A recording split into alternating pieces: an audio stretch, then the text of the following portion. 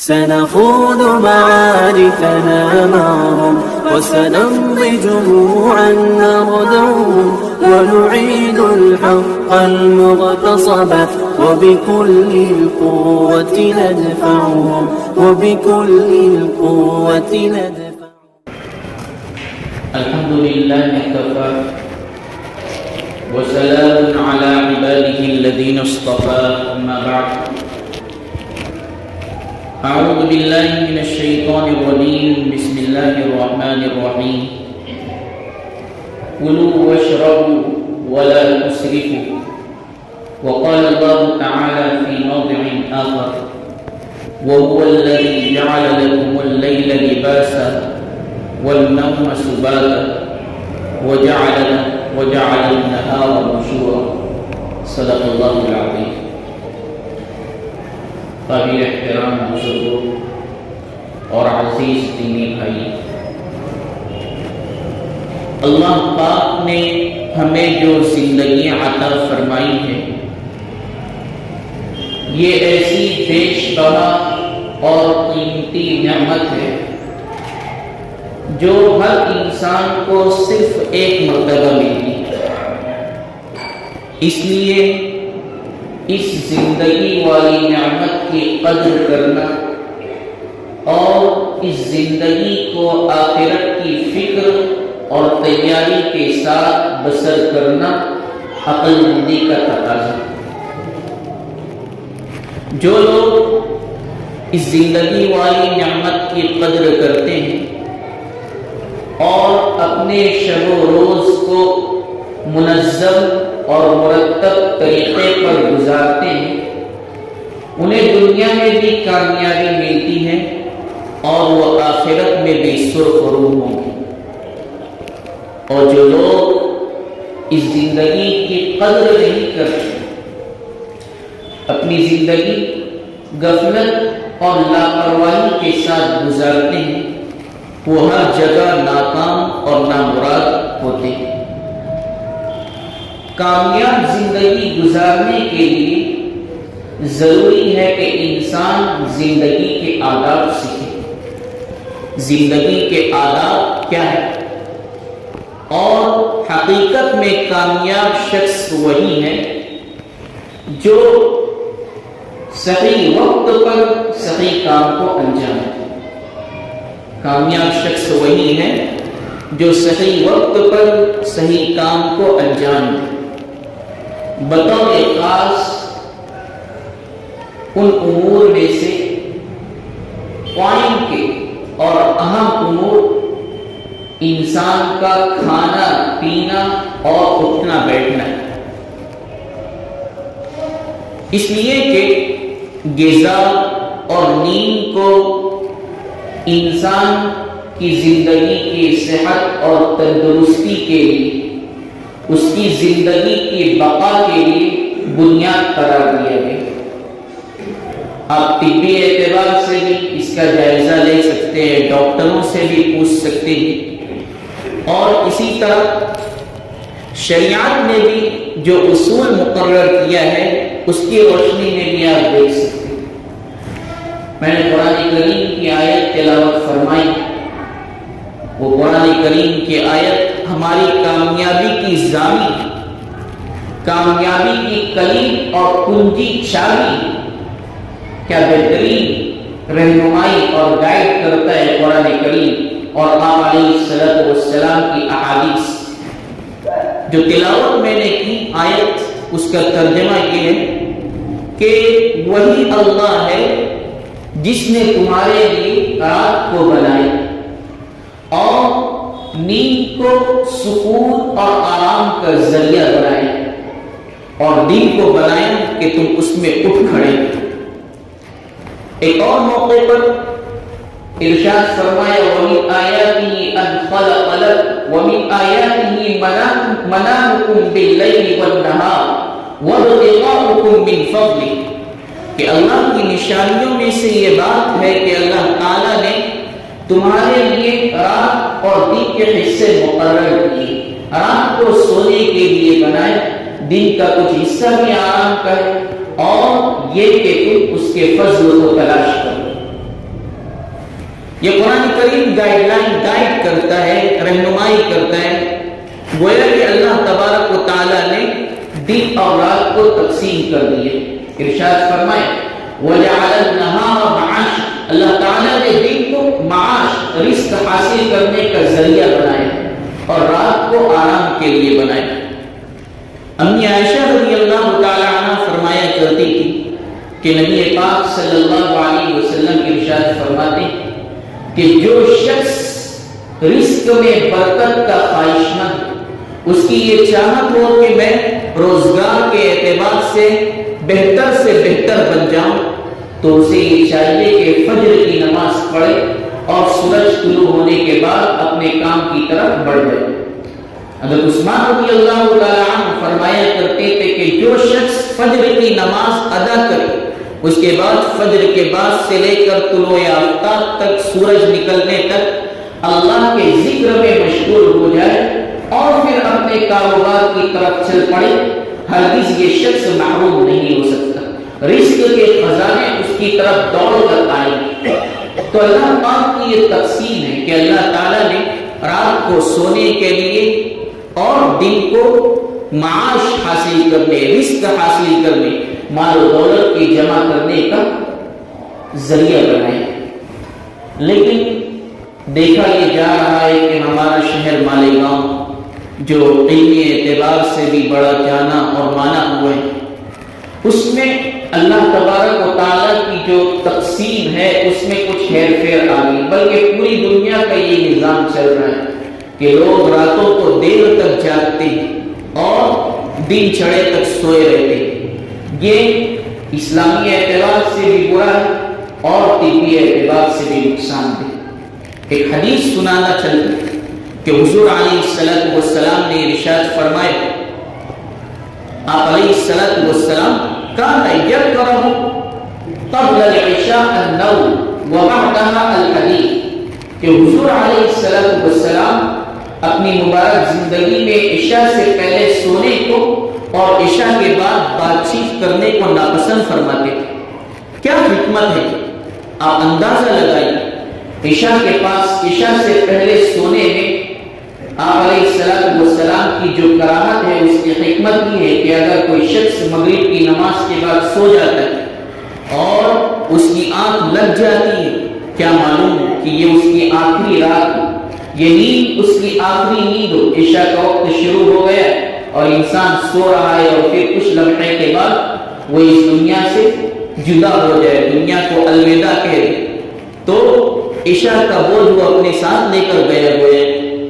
تو حضور علیہ السلام عشاء سے پہلے سونے کو اس لیے ناپسند فرماتے اور عشاء کے بعد بات چیت کرنے کو بھی ناپسند فرماتے کہ خامخواہ اگر ہم بات چیت میں لگ جائے تو اللہ کا فریضہ جو کل صبح ہمیں ادا کرنا ہے، فجر کی نماز، وہ ہم سے فوت ہو جائے۔ اگر اس چیز کو ہم اختیار کر لیں تو جو ہم مال و دولت کا رونا رو رہے ہیں، رزق کی تنگی کا رونا رو رہے ہیں، روزگار کے نہ ہونے کا رونا رو رہے ہیں، یہ تمام چیزیں آٹومیٹک ختم ہو جائے گی۔ پہلی چیز یہ اختیار کر لے حضور کی سنت کہ عشاء سے پہلے نہ سو، عشاء کے بعد بات چیت نہ کرے، عشاء کے بعد سو جائے، آرام کرے۔ اللہ پاک نے رات کو آرام کے لیے بنائے، چونکہ ماحول بن چکا ہے عشاء کے بعد دیر تک جاگنے کا، اور پھر مہمانوں کی آمد ہو جاتی ہے تو اللہ کی امان رات میں 11، 11:30، 12 بج جاتے، تھوڑا مشکل ہے، لیکن اگر ہم کرنا چاہیں تو کوئی مشکل نہیں۔ ہم رات کی اطمینان سے جو طبی اعتبار سے بتائی جاتی ہے کہ اگر کمسن بچہ ہے، چھوٹا بچہ ہے، تو وہ 8 سے 12 سے 15 گھنٹے سے وہ سوتا ہے، اور جو 40 سال سے کم عمر کے وہ 6 سے 8 گھنٹہ سوئے، اور جو 40 سال سے دراز عمر کے وہ 6 گھنٹہ سوئے، کام کاج نہیں ہے تو اور بھی سو سکتے۔ یہ نیند کی تقسیم طبی اعتبار سے یہ اتنی کارگر اور مفید ہے کہ اگر ہم اس چیز کو اختیار کریں گے اور نیند کے لیے شیڈول بنا لیں گے، یہ نظم بنا لیں گے، تو انشاءاللہ دن میں تھکان بھی محسوس نہیں ہوگی۔ ہم گھر میں بھی چستی اور پھرتی کے ساتھ رہیں گے، اپنے کاروبار میں چستی کے ساتھ رہیں گے۔ جو لوگ رات میں نیند مکمل نہیں کرتے ہیں، سوتے نہیں ہیں، وہ طرح طرح کی پریشانیوں کا شکار ہو رہے ہیں۔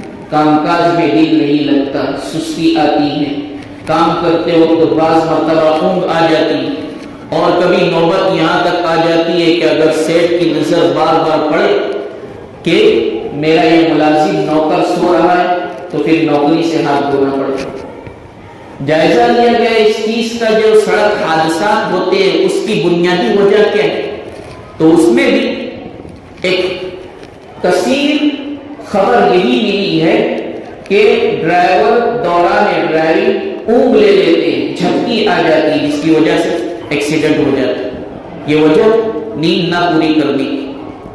اور اسی طرح آدمی جب نیند پوری نہیں کرتا ہے تو اس کے اندر چڑچڑاپن پیدا ہو جاتا ہے، وہ لوگوں سے بہتر طریقے سے ملتا بھی نہیں ہے، اس کی بیوی اس سے پریشان، بچے اس سے پریشان، والدین پریشان، بالکل چڑچڑا کر بات چیت کرتا ہے، صحیح انداز میں بات چیت نہیں کرتا ہے۔ یہ نیند نہ پوری ہونے کی وجہ سے۔ تو ہم نیند کو پورا کریں۔ کم سونا بھی نقصان دہ ہے، اور حد سے زیادہ سونا بھی انسان کے اندر کاہلی پیدا کرتا ہے۔ زیادہ سونے کی وعید آپ سن لیں۔ ایک صحابی حضور کی خدمت میں حاضر ہو کر عرض کرتے ہیں، یا رسول اللہ، کیا جنتی کو جنت میں بھی نیند آئے گی؟ آپ علیہ السلام نے ارشاد فرمایا کہ نیند موت کی بہن، جب جنت کے اندر موت نہیں ہے تو اس کی بہن کا داخلہ کیسے ہو سکتا ہے؟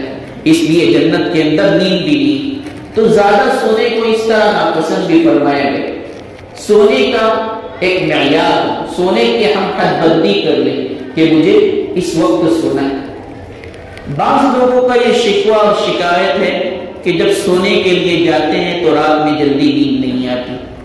اس کی بھی کچھ وجوہات ہے، چل ایک میں آپ کے سامنے عرض کرتا ہوں، آپ ڈاکٹروں سے بھی معلوم کریں مجھے رات میں نیند جلدی نہیں آتی، اس کی کیا وجہ ہے؟ ایک وجہ تو سب سے خطرناک اور مہلک یہ ہے کہ رات میں سوتے وقت ہم ٹی ویاں دیکھتے، فلمیں دیکھتے، اور اب تو ہر جیب میں ٹی وی موجود ہے۔ ڈاکٹر حضرات یہ فرماتے ہیں کہ نیند کی جو خلیاں ہوتی ہیں آنکھ کے اندر، یہ موبائل دیکھنے کی وجہ سے، ٹی ویاں دیکھنے کی وجہ سے ان خلیوں پر اثر پڑتا ہے۔ آپ دیکھیے کہ ایک انسان ایسے ہی بیٹھا رہے تو اس کو نیند آ جاتی ہے، لیٹتا ہے نیند آ جاتی ہے، لیکن جو شخص اس چیز کا شوقین ہو جاتا ہے، موبائل چلانے کا، ٹی وی دیکھنے کا، وہ جب تک اس کا دل چاہتا ہے، جب تک اس کی فلم پوری نہیں ہوتی اس کی آنکھ نہیں لگتی۔ وجہ اس کی کیا ہے؟ وجہ اس کی یہی ہے کہ نیند کی جو خلیاں ہوتی ہے وہ اس کے فوکس کی وجہ سے اثر انداز ہوتی ہے، جس کی وجہ سے انسان کو نیند نہیں آتی۔ اس لیے ان چیزوں کو دور کرنا پڑے گا، یہ مہلک چیز ہے۔ اسی طرح رات میں کافی اور پھر چائے اور نہ جانے ایسی چیزیں جو انسان کی نیند میں خلل ڈالتی ہے، یہ چیزیں ایسی ہے کہ انسان کو جلدی نیند نہیں لانے دیتی۔ تو ہم ان چیزوں سے پرہیز کریں، انشاءاللہ آپ کی نیند بھاگ جائے گی۔ اور دعائیں بھی ایک صحابی حضور کی خدمت میں حاضر ہو کر عرض کرتے ہیں، یا رسول اللہ، نیند نہیں آتی جس کی وجہ سے صبح پریشانی رہتی ہے، کام کاج میں بھی دل نہیں لگتا، عبادت بھی بہتر طریقے پر ادا نہیں ہوتی۔ تو حضور علیہ السلام نے ایک دعا انہیں سکھائی تھی، جس کے بعد سے وہ آرام سے سوتے تھے۔ وہ دعا بھی آپ حاصل کر سکتے ہیں۔ تو ہم نیند مکمل کریں۔ نیند کو مکمل کرنے کا فائدہ یہ ہوگا کہ ہم طبی اعتبار سے بھی حفظ امان میں رہیں گے، ہماری صحت برقرار رہے گی، اور شریعت کے اصول پر بھی عمل ہو جائے گا کہ اللہ نے جو تقسیم کی رات میں سونے کی، اس پر عمل ہو جائے گا۔ اللہ پاک عمل کی توفیق عطا فرمائے۔ تو نیند بڑی کارآمد چیز ہے۔ اسی کے ساتھ ساتھ ہم اپنی صحت اور تندرستی کو برقرار رکھنا چاہتے ہیں تو دوسرے نمبر پر ہے غذا۔ بعض حضرات یہ سوچ رہے ہوں گے کہ آج تو بڑا عجیب ٹاپک پر گفتگو اور بیان ہو رہا ہے، صحت کی حفاظت۔ ہم تو یہ چیزیں جانتے ہی ہیں، ڈاکٹروں سے بھی معلومات لی ہیں، آپ جانتے ہیں صحیح بات ہے، اور معلومات لیجیے اور بہتر، لیکن ایک چیز کا خیال رکھیں کہ ہمارے اسلام نے ہمیں کسی موقع پر محروم نہیں چھوڑا۔ حضور علیہ السلام کے زمانے میں آپ سیرت اٹھا کر دیکھیے، آپ کو یہ چیز دیکھنے میں نہیں ملے گی کہ کسی شخص نے اپنی کلینک کھولی ہو یا کوئی علاج تجویز کرتا ہو، کوئی بیمار پڑ رہا ہے، کسی کا رشتہ نہیں لگ رہا ہے، کوئی مالی اعتبار سے پریشان ہے، ہر کوئی اپنی شکایت لے کر حضور کی خدمت میں جاتا اور آپ علیہ السلام اس مسئلے کو حل کرتے۔ یہ تو اپنی بات ہے، غیر بھی اس پر اپنے قلم اٹھا بیٹھے۔ گاندھی جی جیسا آدمی جس وقت انہوں نے اقتدار سنبھالا تو ایک مضمون لکھا تھا، وہ اس وقت سر فہرست تھا اور اخباروں کی سرخیوں میں تھا، اسے عالمی اعتبار سے پڑھا گیا اور داد دی گئی۔ کیا لکھا تھا گاندھی جی نے؟ اس نے لکھا تھا کہ اگر ہندوستان کے عوام اقتدار میں بلندی چاہتی، وہ اپنے ملکوں کو سنوارنا چاہتی اور ملکوں سے بلندی حاصل کرنا چاہتی ہے تو اسے اسوہ اور نمونہ اختیار کرنا پڑے گا ابو بکر اور عمر۔ تو غیر بھی ہمارے جو ہیرو گزرے، حضرت عمر، حضرت ابو بکر، عثمان، علی، ان کے نمونے کو اختیار کر رہے ہیں، اور ہم ایک ہیں کہ ہمارے لیے حضور علیہ السلام کی پوری سیرت پڑی ہوئی ہے لیکن کبھی ہمیں دیکھنے کی توفیق نہیں ہوتی۔ ہر چیز میں حضور کی سیرت موجود ہے، سونے میں، چلنے میں، پھرنے میں، اٹھنے میں، بیٹھنے میں، معاملات میں، تجارت میں، کھانے میں، پینے میں، ہر چیز میں حضور کی سنت ملے گی۔ اس لیے آج کے دن ہم صحت کی تندرستی کی حفاظت کے لیے حضور علیہ السلام کے اور اسی طرح قرآن پاک کے طرز کو سن رہے ہیں، آپ حیران نہ ہوئیں۔ تو نیند کے سلسلے میں یاد رکھیں، نیند ہم مکمل کریں، سونے کے وقت سو جائے، اٹھنے کے وقت اٹھ جائے۔ دوسری چیز ہے غذا، خوراک۔ ہماری غذا کیسی ہونی چاہیے؟ اسلام نے اس چیز کا پابند نہیں بنائے، اس لیے کہ دنیا میں مختلف ماحول ہوتے ہیں، کسی جگہ کا ماحول سرد ہوتا ہے تو کھانے کی اشیاء لوگ گرم پسند کرتے ہیں، گرم ماحول ہے لوگ سرد چیزیں پسند کرتے ہیں، یہ ہم جانتے ہیں۔ اس لیے اسلام نے اس چیز کا پابند نہیں بنایا۔ اسلام نے پابند بنایا کھانا کس موقع پر کھایا جائے، کھانے کی مقدار کیا اور کھانا کس طرز پر کھایا جائے۔ اسلام نے بیان کیا کہ کھانا جو اس کی مقدار ہے وہ اتنی ہو کہ انسان کھانے میں اعتدال اختیار کرے، حد سے زیادہ نہ کھائے اور نہ ہی بالکل کم کھائے۔ حضور علیہ السلام نے اپنے صحابہ کو باقاعدہ کہا تھا کہ اتنی خوراک کھاؤ کہ تم اللہ کی عبادت کر سکو، اور فقہاء کرام نے بھی اصول بیان کیا کہ انسان پر اتنا کھانا فرض ہے کہ جس سے اس کی زندگی سلامت رہ سکے۔ اگر انسان اتنا کھانا نہیں کھاتا ہے اور مر جاتا ہے تو گناہ گار مرا ہے، اللہ کے یہاں اس کی پکڑ ہو سکتی ہے۔ اور اتنا کھانا بھی فرض ہے کہ انسان اس کھانے سے طاقت حاصل کر کے اللہ کی عبادت کو انجام دے سکے، انسان روزہ رکھ سکے، انسان نماز پڑھ سکے، اتنی مقدار بھی فرض ہے۔ پیٹ بھر کر کھانا یہ مستحب ہے، پیٹ بھر کر کھانا مباح ہے، اور نصف پیٹ کھانا سنت ہے۔ پیٹ بھر کر کھانا مباح ہے، آپ کھا سکتے ہیں، لیکن پیٹ بھرنے کے باوجود بھی کھانا یہ حرام ہے، اس لیے کہ یہ جسم ہمارا اپنا بنایا ہوا نہیں ہے بلکہ یہ اللہ کی دی ہوئی امانت ہے۔ حضور علیہ السلام نے اپنے صحابی کو کہا اِنَّ لِجَسَدِكَ عَلَيْكَ حَقًّا، کہ بلا شبہ تیرے جسم کا تجھ پر حق ہے، اتنا ہی کھا کہ تیرا جسم جتنا برداشت کر سکے۔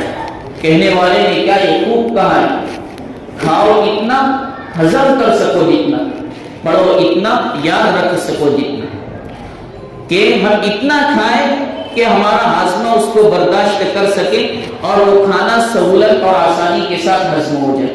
اگر ہم کھانے میں اعتدال اختیار نہیں کرتے، حد سے زیادہ کھاتے اور حد سے زیادہ کھانے کے بعد ہمارے پیٹ سے احتجاج کی صدائیں بلند ہوتی ہیں، دوسروں کو تکلیف ہوتی ہے، تو یہ بھی ہمارے لیے عار کی چیز ہے۔ ہم دوسرے کو تکلیف دے کر گناہ میں مبتلا ہو رہے ہیں۔ بعض لوگ نماز پڑھنے کے لیے آتے اور پھر ڈکار لیتے۔ آپ جانتے ہیں ڈکار کے وقت انسان کے منہ سے بدبو نکلتی، دوسرے کو اذیت پہنچتی، تو ہماری ذات سے کسی کو اذیت اور تکلیف پہنچنا یہ بھی ہمارے لیے گناہ ہے، تو ہم اس چیز سے بچیں۔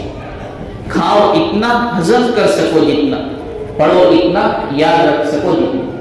کسی فارسی شخص نے بہت ہی بہترین فارسی میں ایک جملہ کہا ہے، اسے بھی اختیار کرنا چاہیے کہ طعام برائے زندگی نہ کہ زندگی برائے طعام۔ طعام برائے زندگی یعنی اتنا کھائیں کہ ہماری زندگی باقی رہ سکے۔ زیادہ کھا لیتے ہیں شوق میں، اچھی ڈش بن جائے یا پھر اچھا کھانا بن جائے، اس کے بعد تکلیف ہوتی، تھوڑی دیر کی راحت اور پھر زندگی بھر کا ٹینشن اپنے ساتھ لے کر چلتے رہتے۔ تو طعام برائے زندگی اتنا کھائیں کہ جس سے زندگی ہماری قائم دائم رہ سکے، ہم چستی کے ساتھ اپنے کاموں کو انجام دے سکیں، نہ کہ زندگی برائے کام، یعنی ہم اپنا مقصد کھانا ہی کو نہ بنا لیں۔ ہماری زندگی کھانے کے واسطے نہیں۔ اللہ تعالیٰ نے ارشاد فرما دیا کہ ہم نے ان سجین کو پیدا فرمایا اپنی عبادت کے لیے، تو ہم عبادت کے لیے کھائے پیے، ہم کھائے پیے کام کاج کے لیے، نہ کہ مستی اور سرور کے لیے۔ تو کھانے کی ایک مقدار طبی اعتبار سے بہت بہترین نسخہ بیان کیا گیا ہے کہ انسان اپنے معدے کا 3 حصہ کرے۔ ایک حصہ غذا کے لیے، کھانے کے لیے، دوسرا حصہ پانی کے لیے، اور تیسرا حصہ ہوا کے لیے۔ اگر انسان اس نسخے پر عمل کرتا ہے تو کبھی بھی وہ بیماری سے دوچار نہیں ہوگا۔ ہمیں جو بیماریاں لگتی ہے وہ ہاضمے کے غیر درست ہونے کی وجہ سے، معدے کے خراب ہونے کی وجہ سے۔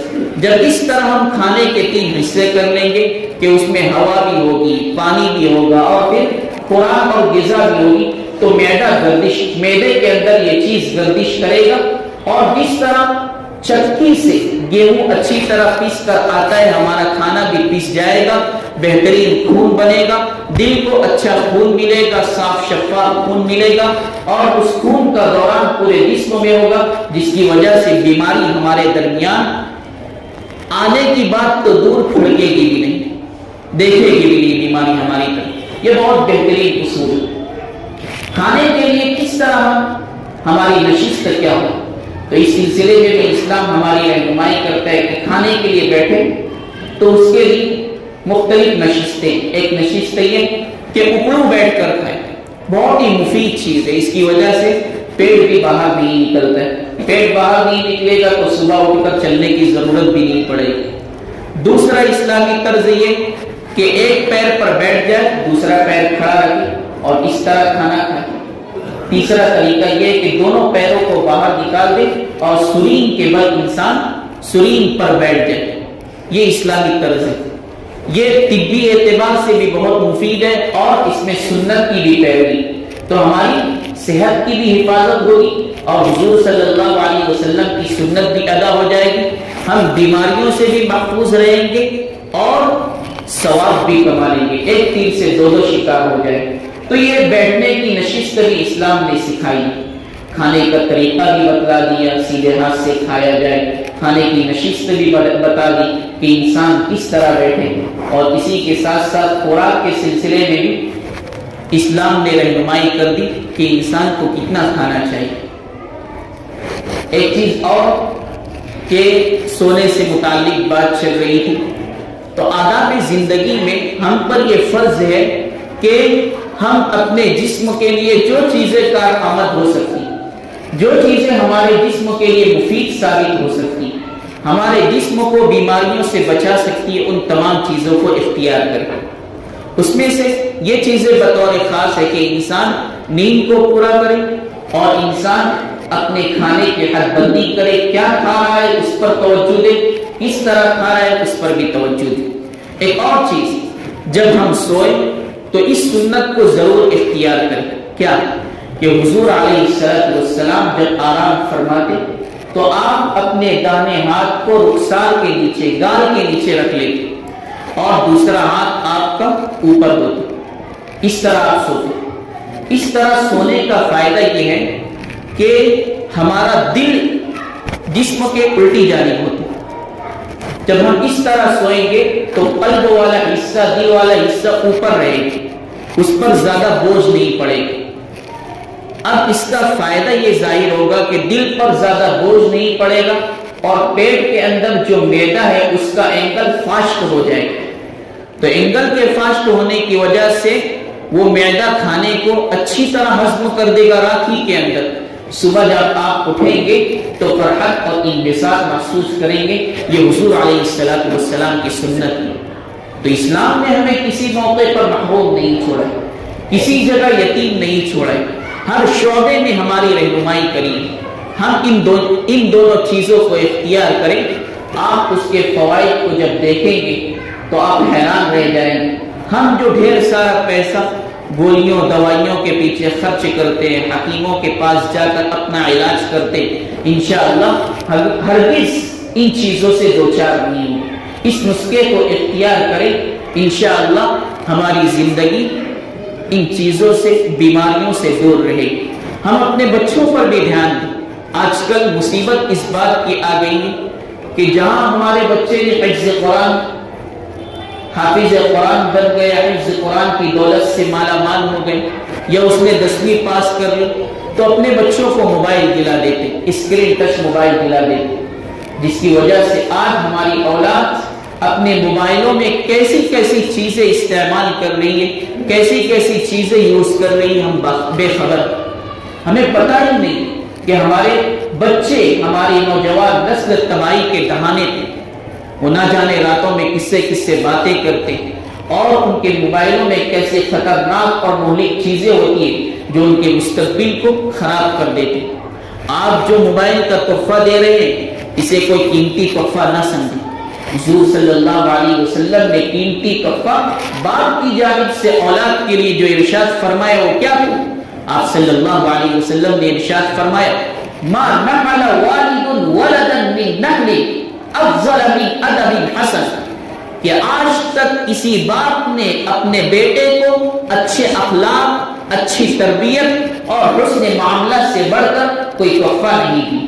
تو ہم اپنے بچے کو اپنی جانب سے قیمتی تحفہ دینا چاہتے ہیں تو اسے اچھے اخلاق سکھائے، اسے کھانے پینے کے آداب سکھائے، اسے سونے کے آداب سکھائے۔ سونے کے آداب ہمارے موجود ہیں، مختصر آپ حضور علیہ السلام کی سنت کی کتاب آپ حاصل کر سکتے ہیں، اس پہ حضور علیہ السلام کی تمام سنتیں، بہترین سنتیں، چند ایک اس میں سے یہ سونے کے وقت کی سنتیں۔ حضور علیہ السلام سونے لگتے تو آپ باوضو سوتے، آپ علیہ السلام سوتے دانے کروٹ پر سوتے۔ حضور علیہ السلام سونے کے وقت آیت الکرسی پڑھتے، قل هو اللہ احد، قل اعوذ برب الناس، قل اعوذ برب الفلق پڑھتے، اور اپنے ہاتھوں پر دم کر کے جہاں تک ہاتھ جاتا ہاتھ کو پہنچاتے۔ حضور فرماتے ہیں کہ جو شخص اس دعا کا اہتمام کرے گا، ان آیتوں کا اہتمام کرے گا، وہ شیطان کے وساوس سے، بری چیزوں سے دور رہے گا۔ ہم ان چیزوں کو سکھائے اپنے بچوں کو۔ آج ہمارا بچہ جب سوتا ہے تو موبائل میں فلمیں دیکھتے دیکھتے اس کی آنکھ لگ جاتی ہے۔ آپ سوچئے تو صحیح، اور ہمارا بھی یہی حال ہے۔ اگر اسی حالت میں ہم دنیا سے چلے گئے تو ہمارا خاتمہ کیسا ہو؟ یہی اگر ہم باوضو سوتے، اگر ہم کچھ پڑھ کر سوتے اور ہماری موت ہو جاتی، باوضو سونے والا اگر وفات پا جائے، شہادت کا مرتبہ وہ پاتا ہے، ہم شہید مرتے، اور آج ہم سو رہے ہیں موبائلوں میں گلو فلمیں دیکھتے ہوئے، گندی تصاویر دیکھتے ہوئے۔ آپ اندازہ تو لگائیے کہ ہم کس راستے پر جا رہے ہیں، ہم تباہی کے دہانے پر جا رہے ہیں۔ واللہ ان چیزوں سے پرہیز کریں، اپنے بچوں کو بھی بچائیں۔ اور ایک اور بات حضور نے فرمائی کہ جب ہم سونے لگے تو اپنے ہاتھوں کو بھی دھو لیں، اور فرمایا کہ اگر چکناہٹ لگی ہوئی ہو اور آدمی سو جائے، پھر آ کر اگر موذی کیڑا اسے کاٹ لیتا ہے تو انسان کسی کو ملامت نہ کرے بلکہ اپنے آپ کو ملامت کرے، اس لیے کہ اسی نے اپنے جسم کو تکلیف پہنچائی۔ یہ سب سنت